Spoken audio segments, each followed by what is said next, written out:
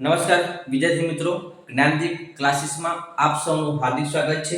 આજે આપણે ધોરણ 11 સાયન્સમાં વિષય ગણિત જે ચેપ્ટર છે, ચેપ્ટર નંબર 3 ત્રિકોણમિતિય વિધેયો. અને જે આ ચેપ્ટર છે એ ચેપ્ટર પ્રથમ પરીક્ષા માટે 14 ગુણનું ચેપ્ટર છે. કેટલા ગુણનું ચેપ્ટર છે? 14 ગુણનું ચેપ્ટર છે. પણ એના માટે આપણે ચેપ્ટર સ્ટાર્ટ કરતા પહેલા જે સર્કલ છે, આ સર્કલ સમજવું ખૂબ જ અગત્યનું છે. જો તમે આ સર્કલ રેડી કરી નાખો, એટલે કે આ સર્કલ તમે તૈયાર કરી નાખો, તો તમને 95% આ ચેપ્ટરમાં ખબર પડશે. ઓકે, તો આપણે સ્ટાર્ટ કરીએ કે ત્રિકોણમિતિય વિધેયો. ત્રિકોણમિતિય વિધેયો તો આપણી પાસે ટોટલ 6 વિધેયો છે. sin છે, cos, tan, cosec, sec અને cot. 6 વિધેય છે. ધોરણ 10 માં પણ આપણે ભણ્યા છે sin, cos, tan, cosec, sec અને cot. ઓકે, તો જોઈએ આપણે આ ચેપ્ટરમાં જોવાનું શું છે તે. ચાલો પહેલા સ્ટાર્ટ કરીએ કે અહીંયા 0 હશે. ઓકે, આ 0 અને આ જે બનશે શું બનશે? તો કાટકોણ ત્રિકોણ જેવું છે. એટલે કે આ 0 થી આ જે ચરણ છે, ઓકે, આ ચરણ કહેવાય. આ ચરણ પહેલું ચરણ છે, પછી આ ચરણ બીજું કહેવાય, આ ચરણ ત્રીજું ચરણ છે અને આ ચરણ કયું છે? તો કે ચરણ 4 છે. ઓકે, તો 0 તો હશે π/2. કેટલા હશે? π/2 એટલે કે 90 કહેવાય. આ 90 આપણો અંશ માપ કહેવાય.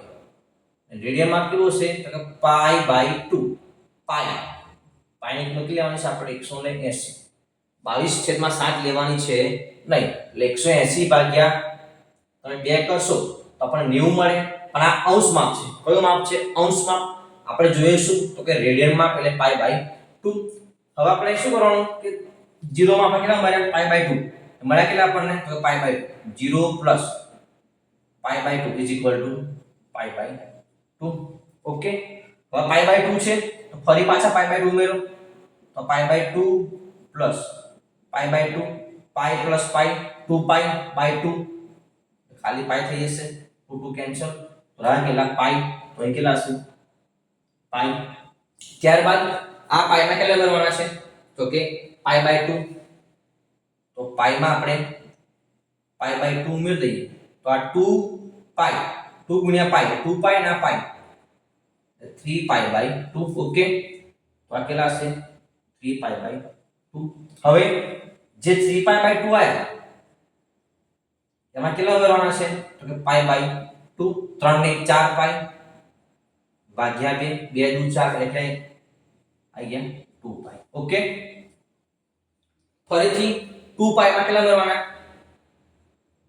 તો કે π/2 2 દુ 4 અને 5 એટલે 5π ભાગ્યા 2 અહીં કેટલા હશે? 5π ભાગ્યા 2. ત્યારબાદ ફરીથી 5π ભાગ્યા તેમાં π/2 ઉમેર્યો 5 ને 6π ભાગ્યા 2 તો આપણને કેટલા મળશે? તો અહીંયા હશે π. અહીં કેટલા હશે? 3π. ઓકે, ફરીથી 3π માં કેટલા કરવાના છે? તો π/2 3 દુ 6 6 ને 7 π ભાગ્યા 2. આપણને હવે જોઈને ખબર પડે છે તો અહીં કેટલા હશે?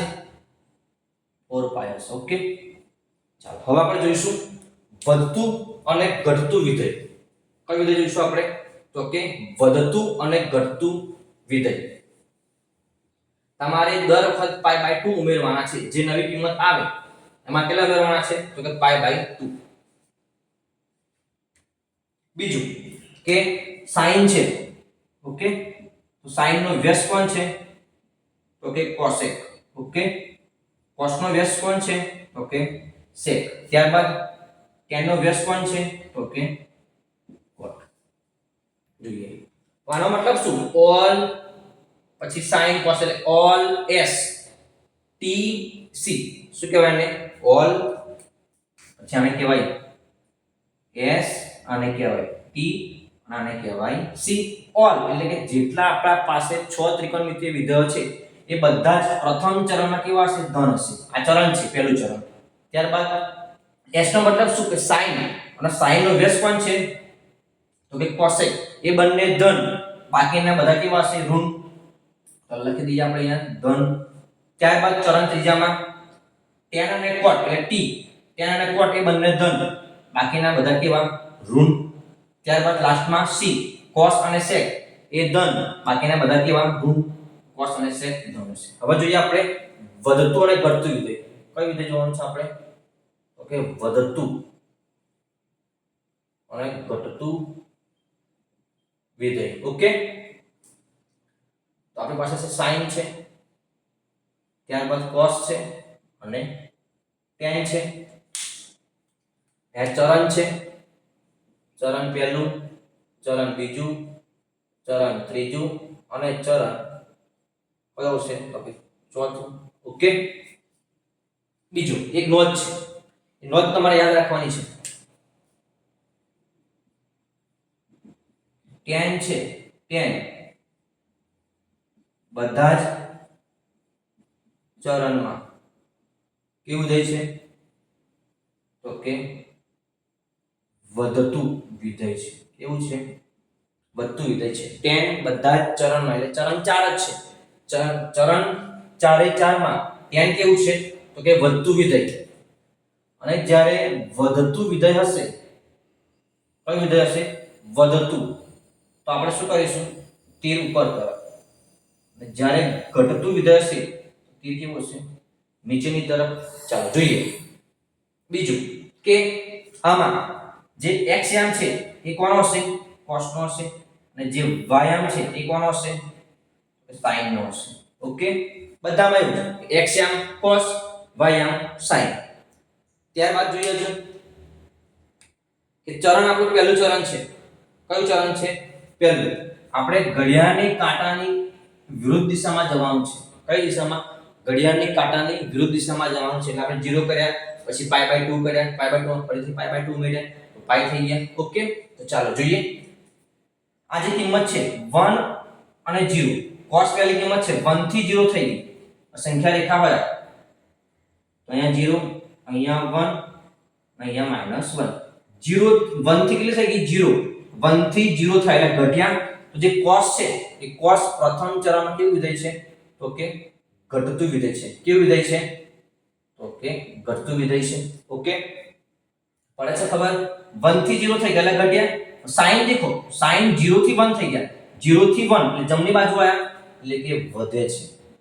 અને મેં તમને પહેલા જ કીધું કે tan છે, tan બધા જ ચરણમાં કેવું છે? તો કે વધતું વિધેય છે. tan બધા જ ચરણમાં વધતું વિધેય છે. ઓકે, ચાલો આ ચરણ પહેલું હતું 0 થી π/2. ચરણ કયું છે આપણું? પહેલું. ચરણ બીજાની વાત કરીએ તો પહેલી કિંમત cos ની, cos 0 થી -1 થયા.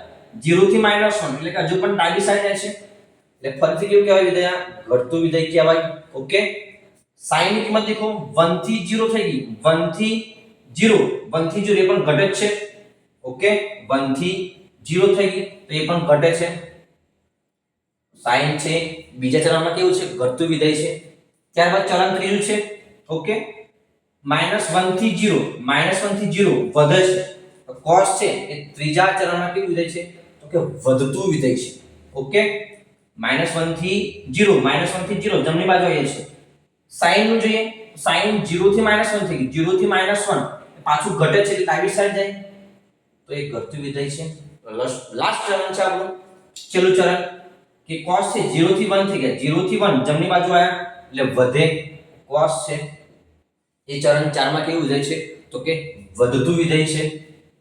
અને sin -1 થી 0, -1 થી 0 એ પણ વધે છે. તો sin પણ છેલ્લા ચરણમાં કેવું વિધેય છે? તો કે વધતું વિધેય છે. કેવું વિધેય છે? વધતું વિધેય છે. આ આપણા થયા ત્રણ ત્રિકોણમિતિય વિધેયો. તો બાકીના ત્રણનું શું? તો sin નો વ્યસ્ત કોણ છે? cosec. જે ક્રિયામાં થતી હોય એનાથી વિરુદ્ધ જવાનું છે. જો sin પ્રથમ ચરણમાં વધતું વિધેય છે તો cosec કેવું હશે? તો કે ઘટતું વિધેય હશે. કેવું હશે? ઘટતું વિધેય. ઓકે, જો cos પ્રથમ ચરણમાં ઘટતું વિધેય છે તો cos નો વ્યસ્ત કોણ છે? sec. તો sec કેવું છે પ્રથમ ચરણમાં? તો કે વધતું વિધેય હશે. tan તો બધામાં જ વધતું વિધેય છે, તો cot કેવું હશે? બધા જ ચલમાં કેવું હશે? ઘટતું વિધેય. ઓકે, જો તમને આ આવડી જશે તમારા માટે ચેપ્ટર સહેલામાં સહેલું થશે. હવે આપણે પછીના લેક્ચરમાં આપણે સૂત્રોનો અભ્યાસ કરીશું, ત્યારબાદ આપણે જે સ્વાધ્યાય 3.1 છે એના દાખલાનો અભ્યાસ કરીશું. ઓકે.